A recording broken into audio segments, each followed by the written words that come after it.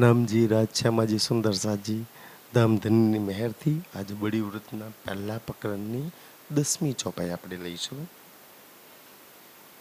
ધની કહી રહ્યા છે કે ગાય લીલા અક્ષરાતીત કી औरों नहीं अक्षर लोगम शक सबों की चली गई बेशक न भई आता. આગલી ચોપાઈમાં ધની આપણને બતાવતા હતા કે ભાઈ વેદોનો સાર ઉપનિષદનો સાર વેદાંત અને વેદાંતનો સાર ભાગવત. તો ભાગવતને કેમ આ બધાનો સાર કેમ કહેવાય કે એ ભાગવતની અંદર ગાય લીલા અક્ષરાતીત. બાકી ઈશારા કરવામાં આવ્યા પણ અક્ષરાતીતની લીલાનું વર્ણન એક ભાગવત સિવાય ક્યાંય કરવામાં આવ્યું. એ વ્રજની લીલા અને એ રાસની લીલા અક્ષરાતીતની લીલા છે ને, તો એ અક્ષરાતીતની લીલા હોવાના કારણે બધાનો એને સાર કહેવામાં આવ્યો. અને સુખદેવજી અને વ્યાસજીએ એ લીલાના ગાય મતલબ કે ભાગવતમાં લખ્યું અક્ષરાતીતની લીલાના. એટલે ભાગવતનું મહત્તમ ઓર વધી ગયું. બાકી તો દુનિયાના કોઈ બી ધર્મગ્રંથમાં જુઓ ક્યાંય અક્ષરાતીતની લીલાનું અક્ષરાતીત વિશે ઈશારા કરવામાં આવ્યા છે, પણ એની લીલાનું ક્યાં વર્ણન છે?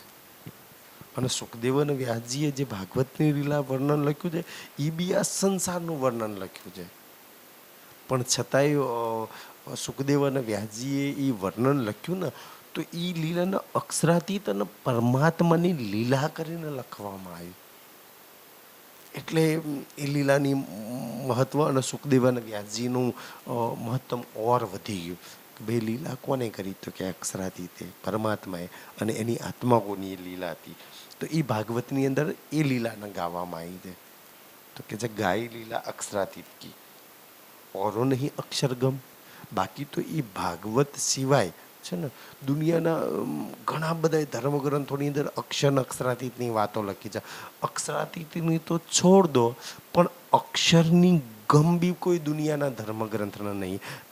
આ તો ના એ દુનિયાના ધર્મગ્રંથો પડવાના જ્યાં વેદવાળા બહુ વેદ પડે છે, પૂછો જો અક્ષરની ગમે ભાઈ અક્ષર ક્યાં રહે છે, શું લીલા કરે છે. ઉપનિષદ વાળાને પૂછી જુઓ, 18 પુરાણ વાળાને પૂછી જુઓ, ગીતા ભાગવત રામાયણ વાળાને પૂછી જુઓ કે દુનિયા અક્ષરને નથી જાણતી. એ સમયે અક્ષરાતીતની લીલાને ભાગવતની અંદર લખવામાં આવ્યું. તો એ સૌથી ઊંચી લીલા છે. પછી ધની શું કહે છે? શક્ષબોકી ચલી ગઈ. આ શક્ષબોકી ચલી ગઈ એનો મતલબ શું થાય? બધાને એટલી તો ખબર પડી ગઈ કે ભાઈ એક પરમાત્મા છે, એનું ધામ છે, અને પ્રેમ સુખ આનંદની લીલા કરે છે એની આત્માઓ હાથે. અને આત્મા પરમાત્મા આ મતલબ છે. હરેક ધર્મગ્રંથમાં લખવામાં આવ્યું હતું. અને બધા આ સંસારમાં પોતાના આત્મા જ સમજે છે કે ભાઈ મારી અંદર આત્મા છે, પરમાત્માનો અંશ છે, અને મારો સંબંધ એ પરમાત્મા સાથે છે. તો મારી અંદર આત્મા છે ને મારે પરમાત્માના ધામમાં જવું છે, એટલું તો દ્રઢ બધાને થયું છે, ભલે આત્મા હોય કે ના હોય. શક્ષબોકી ચલી ગઈ ને. અને એ આ ભાગવતની આ લીલા જ્યારે જોઈ ને વ્રજ અને રાસની લીલા, તો બધાની શક ચલી ગઈ કે ભાઈ પરમાત્મા આવી લીલા કરી શકે છે. પછી શું કહે છે? પર બેશક ન ભાઈ આત્મા. પણ જેટલા બી દુનિયાના ધર્મગ્રંથ યા તો ભાગવત પઢવાવાળા સાંભળવાવાળા છે ને એ બેશક ના થઈ શક્યા. ખબર તો પડી, અનુમાન તો લગે કે ભાઈ આત્મા છે, પરમાત્મા છે, ક્યાં છે, શું લીલા કરે છે, એમના સુખ કેવા છે, એમનું ધામ કેવું છે, એનો આનંદ કેવો છે, એનું સ્વરૂપ કેવું છે, કોઈ નહીં ખબર ના પડી, બેશક ના થયા. બાકી છે એમ તો પ્રમાણ આપો. પૂછો દુનિયાના કે ભાઈ પરમાત્મા, તો કે હા છે. ક્યાં રહે છે, શું કરે છે, તો કે ખબર નહીં. એટલે અહીંયા કહેવામાં બેશક ન ભાઈ આત્મા. પઢવાવાળોને, સાંભળવાવાળોને, લખવાવાળોને યા તો સમજાવવાવાળોને કોઈ બેશક ન થયા.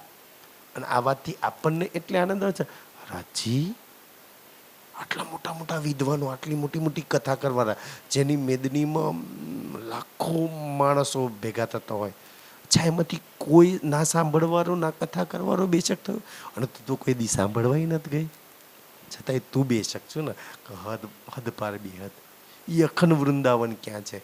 એથી પાર તારું ઘર પરમધામ કેવું છે ને, તારી હાથમાં બેશક થઈ ગઈ, બાકી તો કોઈ બેશક નથી.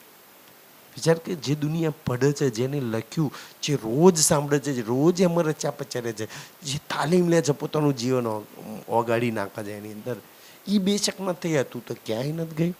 તને તો ઘરમાં બેઠે બેઠે સહેજ બેશક કરી દેવામાં આવ્યું. તું એ ભાગવતના, ઉપનિષદના, વેદોના બધાને ચારની તને ખબર પડી ગઈ છે. કેટલી મહેર, કેવો ચમત્કાર તારા પર રાજ્ય કર્યું છે. ખબર છે કે નહીં હવે તારી પર રાજ્ય એ કહે છે. પણ આમ જે